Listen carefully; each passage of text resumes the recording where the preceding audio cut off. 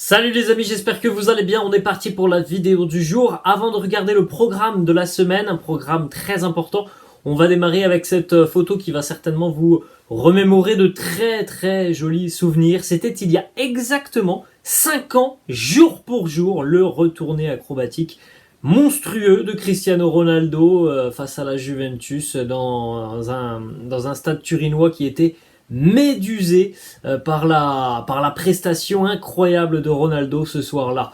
Regardez la hauteur monstrueuse de CR7 qui avait donc levé la jambe à 2,38 m et le corps à 1,41 m, assez impressionnant. Ensuite on continue les amis donc avec le programme de cette semaine pour le Real. 2 matchs, bon on en a un qui est quand même beaucoup plus important que l'autre. Ça sera ce mercredi, dans 48 heures, le Real sera en déplacement du côté du Camp Nou pour une nouvelle fois y retrouver le Barça.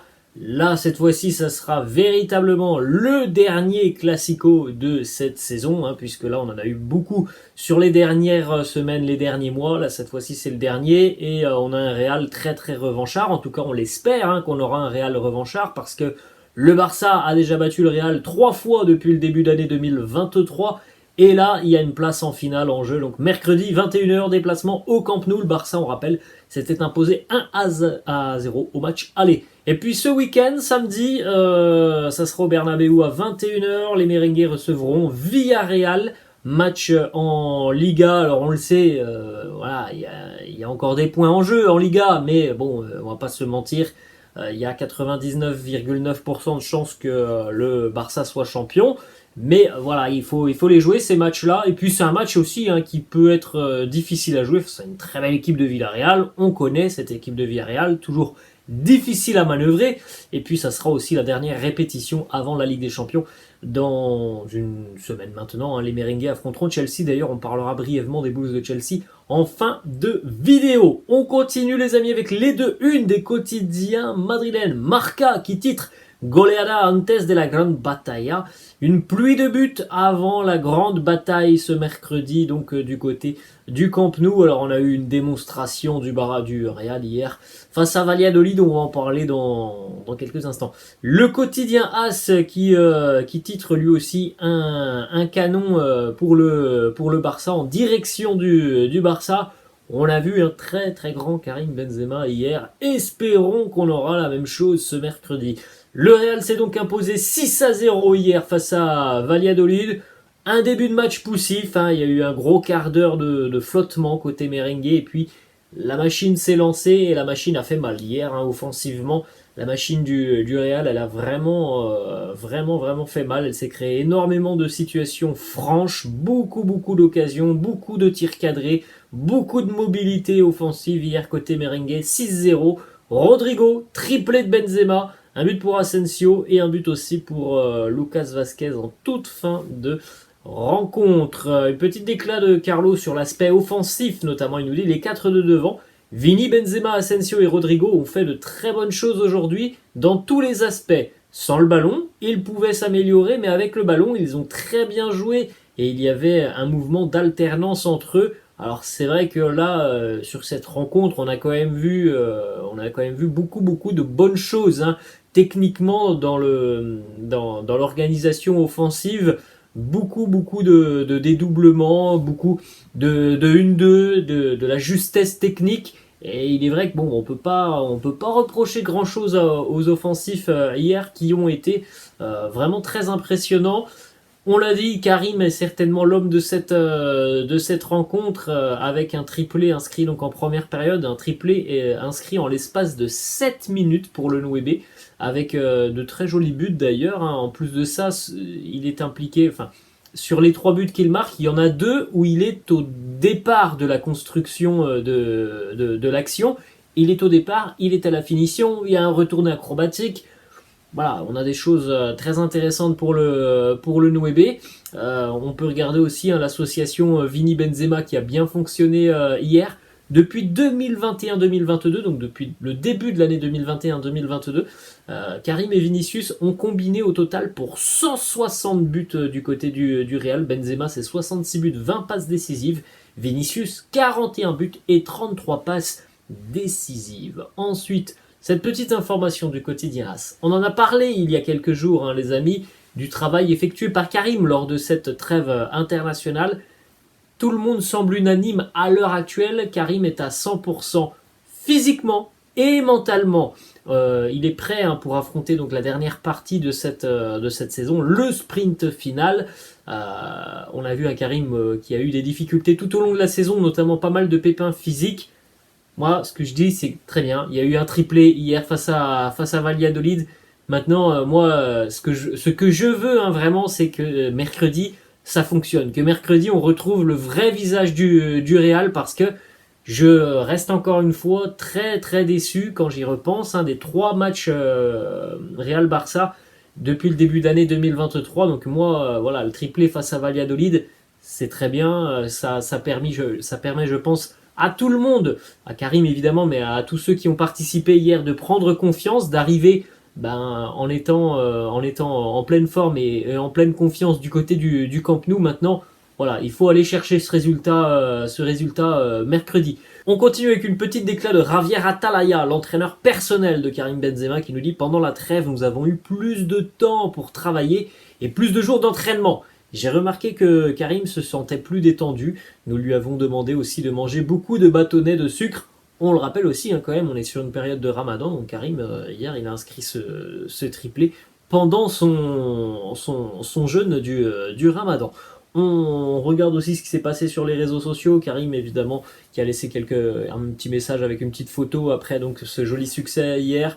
Beaucoup de ses coéquipiers sont venus dans la barre de commentaires pour le féliciter de cette belle prestation. Ensuite, on enchaîne aussi avec les statistiques pour Aurélien Tchouaméni. On attendait beaucoup d'Aurélien Tchouaméni, parce que on a vu un Tchouaméni quand même depuis quelques mois maintenant, même un petit peu avant la Coupe du Monde, qui était parfois en dedans. Hier, on a vu un Aurélien Tchouaméni de haut niveau, avec vraiment un énorme volume au milieu de terrain. Donc il a débuté cette rencontre, 90 minutes, 74 ballons touchés, 4 balles longues, 2 dribbles, 9 sur 10 en ce qui concerne les duels gagnés, 5 tacles pour Aurélien Tchouaméni. En ce qui concerne les joueurs qui ont démarré cette rencontre, Aurélien Tchouaméni a aussi le plus haut total, le plus haut pourcentage de passes réussies. Donc voilà, un match qui va faire, je pense, beaucoup de bien au moral de l'international français. Hier, c'était tellement une soirée, un après-midi, fin d'après-midi de gala au Bernabéu, et puis on s'est très rapidement quand même sécurisé le résultat. Il y avait 4-0 à la mi-temps, que l'on a pu rapidement faire tourner en seconde mi-temps, avec notamment la sortie de Benzema, qui a été remplacé par Eden Hazard. Eden, que l'on n'avait pas vu depuis très longtemps sur les terrains. Il avait joué tout début du mois de janvier en Coupe du Roi, c'était face à Cacereno. Donc ça faisait quasiment 4 mois qu'Eden n'avait pas joué, tout simplement. Il a joué hier une petite demi-heure, Eden Hazard, avec notamment une passe décisive hier pour Eden. Il n'avait d'ailleurs plus fourni une passe décisive en Liga depuis août 2021 face à Alaves. Donc voilà, c'est positif aussi pour Eden. On a même vu par exemple Jesus Valiero aussi entrer en jeu en seconde mi-temps. Une déclat de Carlo sur la situation d'Eden, sur le fait aussi que le Bernabéu a sifflé Eden Hazard lors de son entrée en jeu. Carlo qui nous dit Eden s'est très bien entraîné pendant la trêve, il a très peu joué, mais il a bien joué, il a donné une passe décisive aujourd'hui.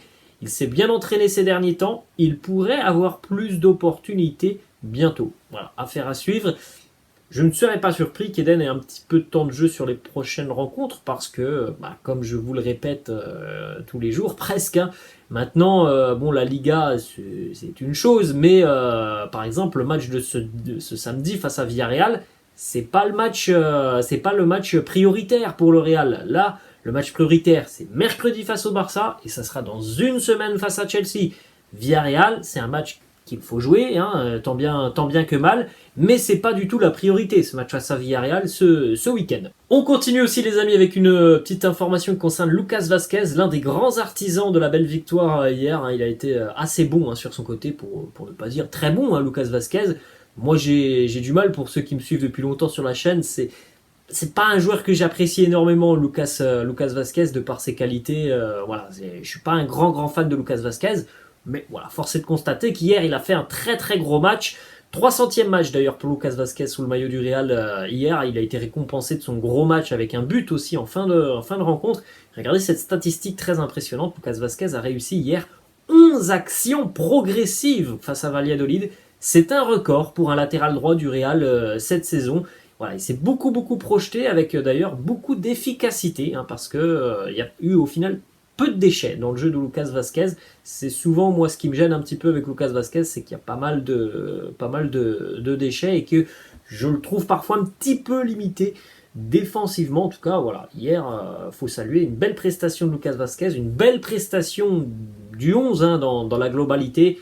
Évidemment, il faut aussi mettre en perspective que cette équipe de Valladolid, bah voilà, c'est pas le Barça que l'on affrontera mercredi, c'est pas Chelsea que l'on affrontera dans une semaine, mais voilà, c'est 6-0, ça fait du bien au moral, ça permet donc d'arriver lancé du côté du Camp Nou. On continue les amis avec quelques déclats de Carlo Ancelotti. Premièrement, Carlo qui nous dit: au début de cette rencontre, nous avons eu un peu de mal, ils ont eu des occasions, mais une fois que l'on a mené 1-0, tout a été plus facile. Les transformations, les buts de Karim, ils ont été incroyables. Karim est certainement à son meilleur niveau, tout a bien fonctionné aujourd'hui. Ensuite, autre déclat de Carlo Ancelotti, Toni Kroos a joué 90 minutes hier face à Valladolid. Est-ce que c'est un signe qu'il ne débutera pas face à Barcelone? Réponse de Carlo qui nous dit: ce ne sera pas facile de choisir la composition face au Barça. Nous devons considérer que nous commencerons avec un désavantage. C'est vrai, le Barça mène 1-0 dans cette confrontation à l'heure actuelle. Donc évidemment, quand tu es déjà mené, c'est évident que tu fais des choix un petit peu plus offensifs, je pense, dans tes compositions d'équipe. Ça vaut pour Ancelotti, ça vaut pour tout le monde. Lorsque sur une double confrontation, tu es mené et donc que tu dois aller renverser un score sur le match retour, évidemment, tu choisis pas forcément les mêmes joueurs qu'au match aller. Donc voilà, Toni Kroos, potentiellement, c'est quelqu'un qui peut être sur le banc mercredi face au Barça. Ensuite, les amis, dernier déclat de Carlo qui nous dit nous sommes prêts à 100%, nous n'avons aucun doute. Désormais, nous aurons cette mentalité jusqu'à la fin de saison. Voilà, on est prêt visiblement du côté du Real. Bon, la réponse maintenant, ça sera dans 48 heures sur la pelouse du Camp Nou. On va terminer, les amis, avec quelques petites informations par-ci par-là. Premièrement, Mario Cortegana, le journaliste de Marca, qui annonce que Dani Ceballos a rejeté l'offre de l'Atlético Madrid. Dani Ceballos souhaite continuer avec le Real. Il attend évidemment un appel de la part du club pour une prolongation de contrat. Ensuite, autre information, c'est une information importante, puisque le quotidien AS a annoncé hier que Davide Ancelotti, le fiston de Carlo, allait quitter le club à l'issue de la saison pour se lancer seul dans sa première aventure professionnelle en tant qu'entraîneur principal, puisque là il est l'adjoint de son papa.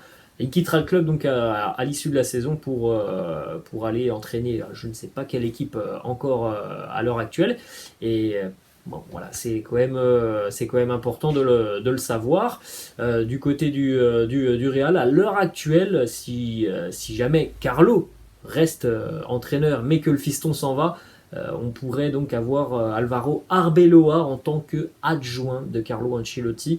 Bon, après tout ça, évidemment, ça dépend aussi de l'avenir de Carlo. On en parle souvent sur la chaîne. D'ailleurs, petite photo d'Alvaro Arbeloa qui a présenté hier avec ses jeunes le trophée de la Coupe du Roi qu'ils ont remporté il y a quelques semaines. Ils ont présenté le trophée devant le public du Bernabéu, avec notamment une jolie banderole, un joli petit tifo pour Arbeloa. Eterno Capitan, ça a été évidemment un très grand joueur, Alvaro Arbeloa, et on espère que ça sera un très grand entraîneur. On va d'ailleurs terminer, les amis, avec deux informations qui concernent des entraîneurs. Du côté de Chelsea, le futur adversaire du Real en Ligue des Champions, donc une nouvelle défaite pour les Blues ce week-end en Première Ligue face à Aston Villa. La défaite de trop pour Graham Potter qui a été limogé ce samedi. Ça va mal pour Chelsea. Alors, c'est une saison qui est vraiment compliquée pour les Blues de Chelsea. Donc Graham Potter quitte ses fonctions.